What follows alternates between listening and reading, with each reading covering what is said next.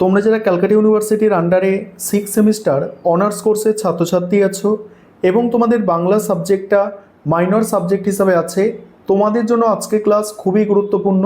আজকে ক্লাসে তোমাদের MN3 পেপার অর্থাৎ বাংলা সাহিত্যের ইতিহাস আধুনিক যুগ, এই পেপারের শেষ মুহূর্তে 100% কমনযোগ্য সাজেশান এবং একটি মডেল প্রশ্নপত্র নিয়ে আলোচনা করব। প্রথমেই তোমরা সাজেশানটা দেখে নাও। 15 নম্বরের প্রশ্ন, যেগুলো তোমরা মডিউল 1 থেকে করবে। প্রথম প্রশ্ন, বাংলা গদ্য ও প্রবন্ধ সাহিত্য চর্চায় সূচনা পূর্বে রাজা রামমোহন রায়ের অবদান পর্যালোচনা করো। অর্থাৎ বাংলা গদ্য ও প্রবন্ধে রাজা রামমোহন রায়ের অবদান। পরের প্রশ্ন আছে, বাংলা গদ্যের জনক হিসাবে ঈশ্বরচন্দ্র বিদ্যাসাগরের কৃতিত্ব বিচার করো।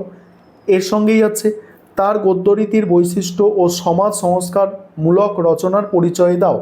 পরের প্রশ্ন, বাংলা প্রবন্ধ সাহিত্যে বঙ্কিমচন্দ্র চট্টোপাধ্যায়ের অবদান আলোচনা করো এবং কমলাকান্তের দপ্তর বা বিবিধ প্রবন্ধ অবলম্বনে তার প্রাবন্ধিক সত্তার পরিচয় দাও।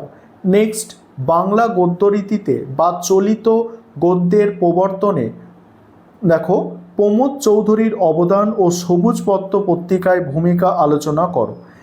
এখানে 4টে প্রশ্ন, 4টের মধ্যে একটা কমন অবশ্যই পাবে।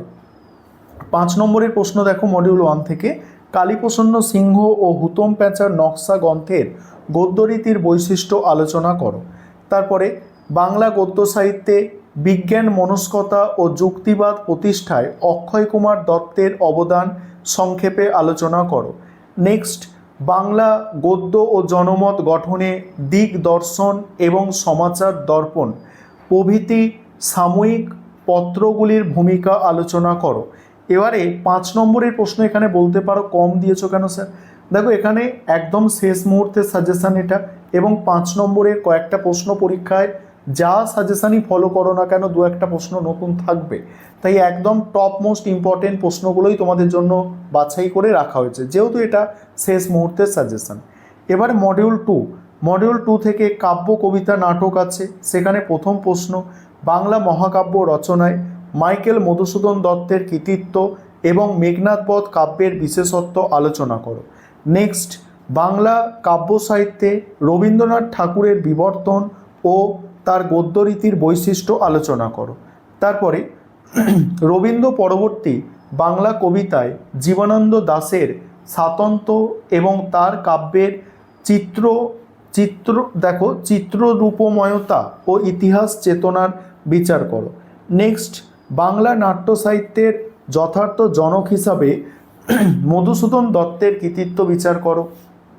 পরের প্রশ্ন, বাংলা নাট্য সাহিত্যে দীনবন্ধু মিত্রের অবদান আলোচনা করো এবং সমাজ সচেতনতামূলক নাটক হিসাবে নীলদর্পণ নাটকের গুরুত্ব। আর এখানে আরেকটি প্রশ্ন এক্সট্রা আছে, যে বাংলা নাট্য সাহিত্যে নাট্যকার গিরিশচন্দ্র ঘোষের অবদান। তারপরে দেখো 5 নম্বরের প্রশ্ন এখান থেকে, ঈশ্বরচন্দ্র গুপ্তকে যুগ সন্ধিক্ষণের কবি বলা হয় কেন? কাজী নজরুল ইসলামকে বিদ্রোহী কবি বলা হয় কেন? সংক্ষেপে তার কবিতার বৈশিষ্ট্য লেখো। নেক্সট, সুভাষ মুখোপাধ্যায়কে পদাতিক কবি বলা হয় কেন? বিষ্ণুদের কবিতার বৈশিষ্ট্য সংক্ষেপে আলোচনা করো। তারপরে মডিউল 3 হচ্ছে উপন্যাস ও ছোট গল্প। এখান থেকে দেখো 15 নম্বরের প্রশ্ন, প্রথম প্রশ্ন আছে, বাংলা উপন্যাসের ধারায় বঙ্কিমচন্দ্র চট্টোপাধ্যায়ের ঐতিহাসিক ও সামাজিক উপন্যাসের কৃতিত্ব আলোচনা করো। নেক্সট, কথাশিল্পী শরৎচন্দ্র চট্টোপাধ্যায়ের উপন্যাসের সমাজচিত্র ও নারী চরিত্রের রূপায়ণ আলোচনা করো। আঞ্চলিক উপন্যাস রচনায় তারাশঙ্কর বন্দ্যোপাধ্যায়ের কৃতিত্ব বিচার করো এবং রাঢ় বাংলার সমাজ জীবনে তার উপন্যাসে কিভাবে ফুটে উঠেছে তা লেখো। তারপরে আছে দেখো, ছোট গল্পকার হিসাবে রবীন্দ্রনাথ ঠাকুরের স্থান বা তার ছোট গল্পের বৈশিষ্ট্য আলোচনা করো। পরের প্রশ্ন, প্রাচীন ও নবীনদের দ্বন্দ্ব তারাশঙ্কর বন্দ্যোপাধ্যায়ের উপন্যাসে কিভাবে জায়গা করে নিয়েছে তা উপযুক্ত দৃষ্টান্তর সহ বুঝিয়ে দাও। 5 নম্বরের প্রশ্ন আছে, বাংলা উপন্যাসের উদ্ভব ও বিকাশে প্রাথমিক পর্ব আলোচনা করো। মানিক বন্দ্যোপাধ্যায়ের পদ্মা নদীর মাঝি উপন্যাসের বিশেষত্ব সংক্ষেপে লেখো। তারাশঙ্কর বন্দ্যোপাধ্যায়ের গণদেবতা বা হাঁসুলিবাকের উপকথা উপন্যাসের গুরুত্ব লেখো। বিভূতিভূষণ বন্দ্যোপাধ্যায়ের পথের পাঁচালী আরণ্যক উপন্যাস সম্পর্কে সংক্ষেপে আলোচনা করো। এবারে মক টেস্টের প্রশ্নপত্র নিয়ে আলোচনা করব। আবারও বলছি, আমাদের স্টাডি মেটেরিয়াল রেডি আছে, অর্থাৎ পিডিএফ নোটস। তোমরা যদি এখনও কেউ স্টাডি মেটেরিয়াল পারচেস করতে চাও, স্ক্রিনে দেওয়া নম্বরে যোগাযোগ করবে।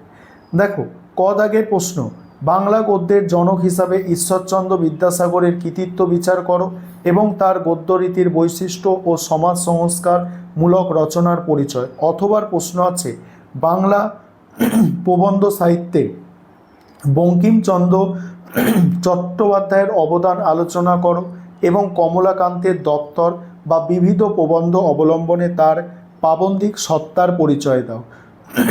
নেক্সট আছে, বাংলা মহাকাব্য রচনায় মাইকেল মধুসূদন দত্তের কৃতিত্ব এবং মেঘনাদবধ কাব্যে এর বিশেষত্ব আলোচনা করো।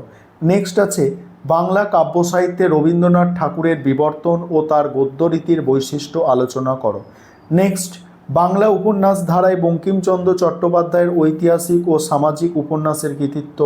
নেক্সট, কথাশিল্পী শরৎচন্দ্র চট্টোপাধ্যায়ের উপন্যাসে সমাজচিত্র ও নারী চিত্রের রূপায়ণ আলোচনা করো। কালীপ্রসন্ন সিংহের হুতম প্যাঁচার নকশা গ্রন্থের গদ্যরীতির বৈশিষ্ট্য সংক্ষেপে লেখো। বাংলা সাহিত্য বিজ্ঞান মনস্কতা ও যুক্তিবাদ প্রতিষ্ঠায় অক্ষয় কুমার দত্তের অবদান। ঈশ্বর গুপ্তকে যুগসন্ধিক্ষণের কবি বলা হয় কেন? কাজী নজরুল ইসলামকে বিদ্রোহী কবি বলা হয় কেন? সংক্ষেপে তার কবিতার বৈশিষ্ট্য। বাংলা উপন্যাসের উদ্ভব ও বিকাশের প্রাথমিক পর্ব। মানিক বন্দ্যোপাধ্যায়ের পদ্মা নদীর মাঝি উপন্যাসের বিশেষত্ব।